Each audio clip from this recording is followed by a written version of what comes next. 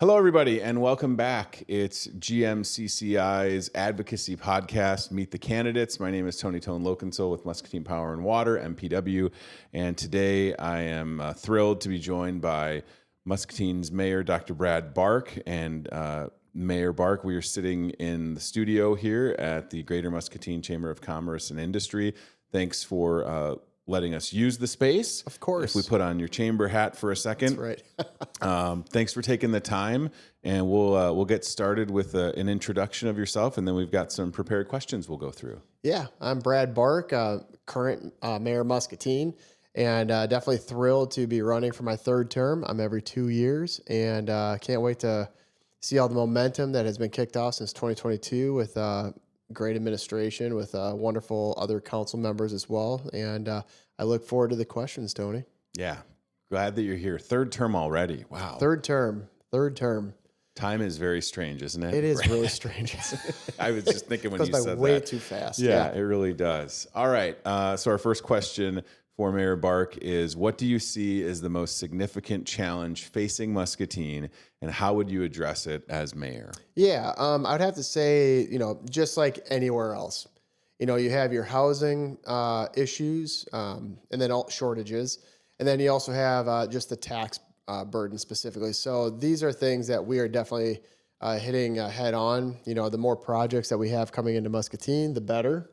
Because then at that point, it increases the tax base, which will then decrease the amount of taxes being paid.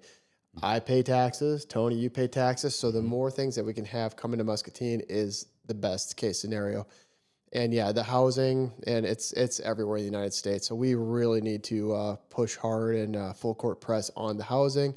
And there's a lot of housing projects that are going to be coming online in the next year for sure. How would you foster collaboration between the mayor's office, city council, and community stakeholders? It's an interesting dynamic, and I wonder if folks watching maybe understand kind of the connective tissue. But how would you answer that, Mayor Yeah, Bark? collaboration is everything. That's what Muscatine was built upon, right? So number one, myself and my seven council members, we just have to be on the same page, and we are. It's a great team. We call it Muscatine, just something fun like that. Boy, put it on a shirt. I know, there we go. Could be a thing. Right there. And but with that, we gather the information from our stakeholders, which number one are all the residents in Muscatine. It could be going to the high school, talking to the students. What would you like to see in Muscatine? Or just talking to business owners and different employees. What do you want to see in Muscatine to get bigger and better? And then from there, prioritizing that, utilizing our strategic planning to start to go after those specific things. Again, going back to the first question, to help increase the amount of taxes coming in, which then lower the taxes. What is your vision for economic development in Muscatine, and how would you support local businesses and attract new investment? Which is an interesting question for you, because you do have a couple of hats you wear. One is mayor of Muscatine, and then one is president and CEO of the chamber. So how would you answer that question? Yeah, so number one, we are very thankful for all the businesses, corporations, small, medium, large, that are in Muscatine, and you are our priority, number one. Sometimes we get some businesses that want to look into Muscatine, and we'll definitely entertain it, again, to help economic development, growth, to coming into Muscatine. But from a customer service side, absolutely. It's bringing all the stakeholders together, public, private, to make this work for sure. And, to attract businesses, we utilize data analytics on what could go good in specific spots, maybe some city-owned property, maybe some open land for sure. But that's how we utilize it. And working with our utility companies like Muscatine Power and Water, like, REC, Alliant Energy, is absolutely key to make businesses come into Muscatine. And utilizing incentives, the TIF, which is the tax increment financing, is one of the best tools that we have that the state lets us use. It's great. Yeah. We're making really good time here. Once again, if you're just joining us, this is the GMCCI Advocacy Podcast, Meet the Candidates, with Muscatine Mayor Brad Bark, who is up for re-election. Encourage everybody, go vote. We're doing this so that you can be an informed voter come election day. Our fourth question for Mayor Bark: how do you plan to ensure transparency, accountability, and public trust in city government? Number one, we encourage as many people. We have a lot of seats at City Council, upstairs ones as well. So we encourage everyone to come to City Council meetings. And that's one way of transparency. Number two, I get a lot of text messages, phone calls, emails, Facebook messages, very, very accessible. You just reach out to me, and we'll definitely set up a meeting, have a cup of coffee to talk about different items. But then on top of that too, like when we get to transparency, we are accountable to our, roughly, 23,797 residents. We're accountable to you. You are our bosses. So when it comes to transparency regarding funds, projects, things like that, we definitely need input. That's how we, representing you, know what to do. So transparency is absolutely key. And that's how it should always be. And I just want to mention, because I think it's worth it since there was a slight change, and I agree, having gone to city council meetings, I also watch them on TV. You can watch them on YouTube, but there was a little change in the schedule. So just for people that are going to see this, if they're wanting to heed your advice and go to a city council meeting, when do those happen, Mayor So Barr? they have been Thursday at 6 p.m. Now they are on Tuesday at 5:30 p.m. And one of the main reasons we did this was specifically staff. And then there's a lot of events that happen on a Thursday, like last night, Booze and Bites for Junior Achievements. It's great for us to go to these events to talk to people as well. So that's probably one of the big reasons. And 75% of municipalities that we could find have council meetings on Monday or Tuesday, and we just want to be part of that as well. Very good. I appreciate that. You bet. What role, and we touched on this a little bit, you talked about housing. What role should the mayor play in addressing housing affordability and neighborhood revitalization when we think about things in Muscatine? The mayor should be a leader in a vision.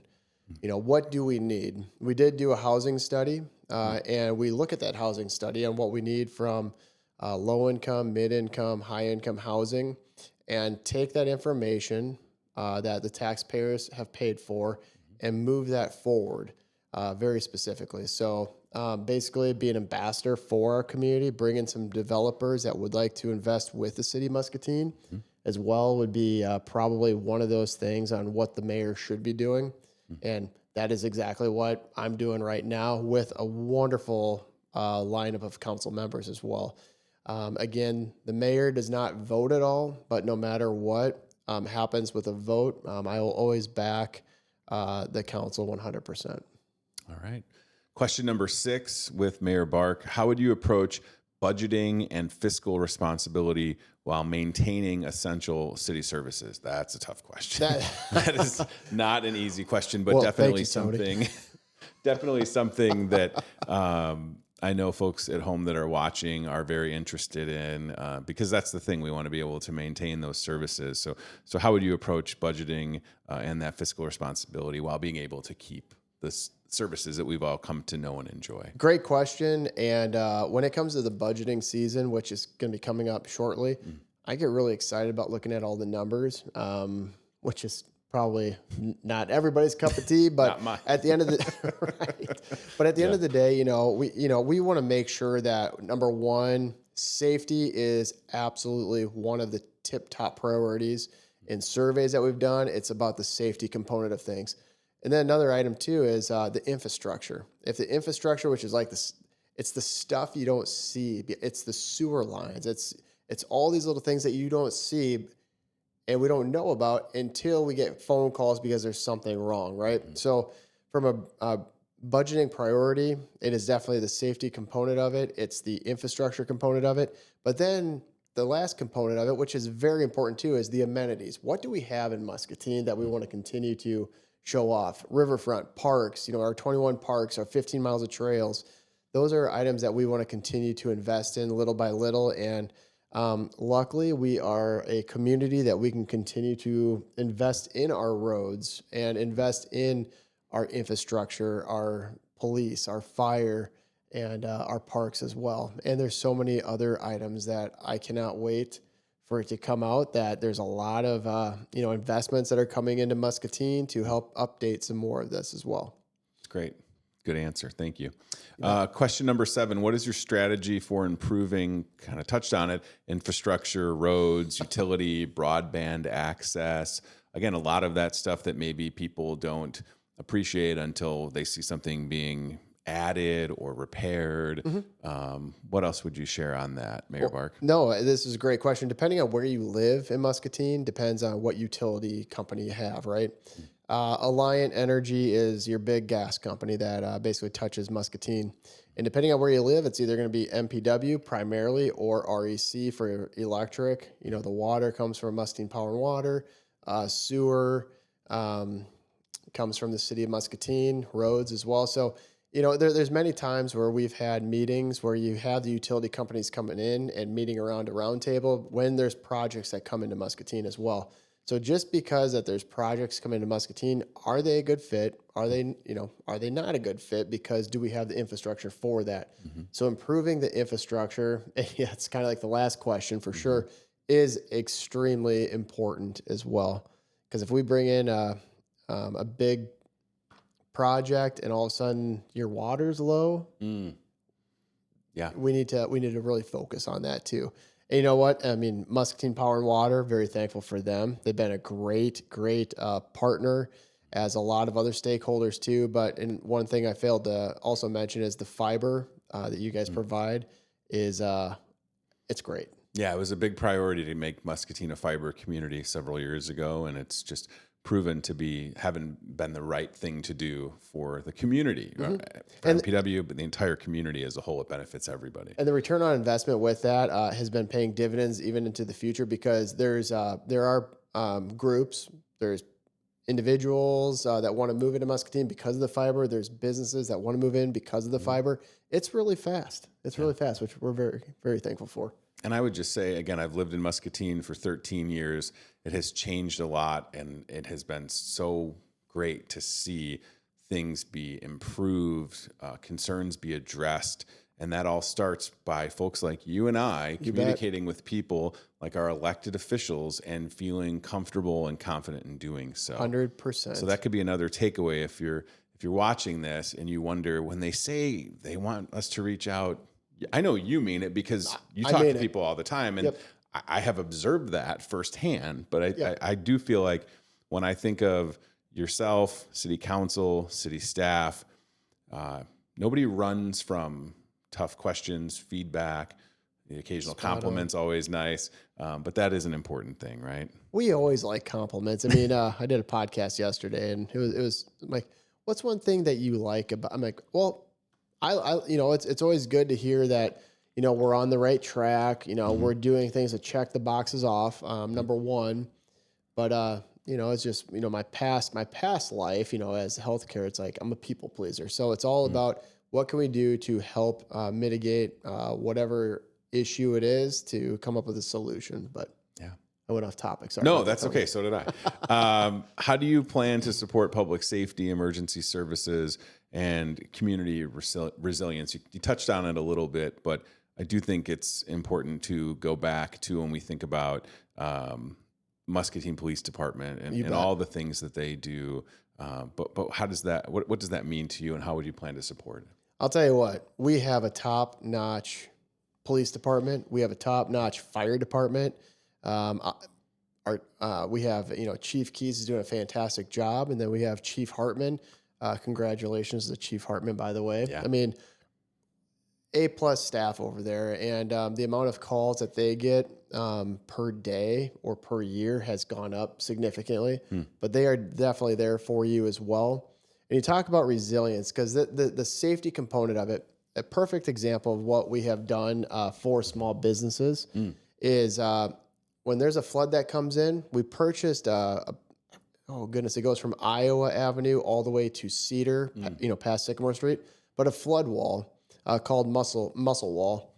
And we want to keep businesses open when items happen. So when floods happen, I guess I should say, and talk about resilience. So we've been able to keep businesses open because of that flood wall that came in, and that was purchased back in 2022, 2023 specifically. But it just comes back to public safety. And then on top of that, our public works department, absolutely phenomenal, just keeping all the roads safe.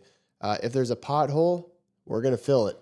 We just need to know about it because we're not driving around. So that's another thing too. We're all about transparency. You can send us a message. We're going to send it to them to accommodate that. That service, I don't know, is Muscatine Connect. Yep. Though I don't know if that's the official name, but what Mayor Bark said is so true.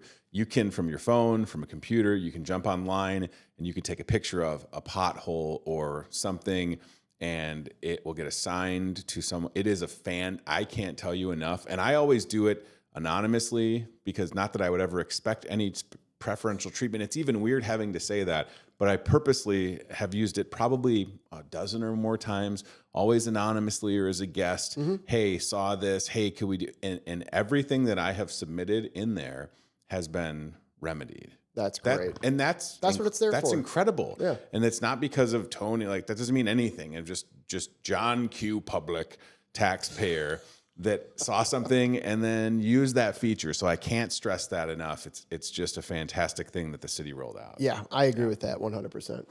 All right, 2 questions left. Whew. Once again, if you're just joining us, this is the GMCCI Advocacy Podcast. My name is Tony Tone Loconsole. We are meeting the candidates.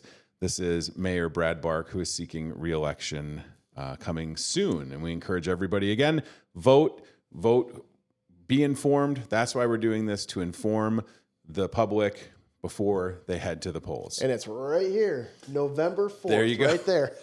November 4th, coming up. Yes. Question 9 for you, Mayor Bark. What steps would you take to promote inclusivity across all areas of city governance? When you think about that, we've been talking about hearing from people. You guys, I would say, again, my observation is you hear from all, but any additional steps, any reflections, anything you're proud of when it comes to promoting that inclusivity for everybody in Muscatine? Yeah.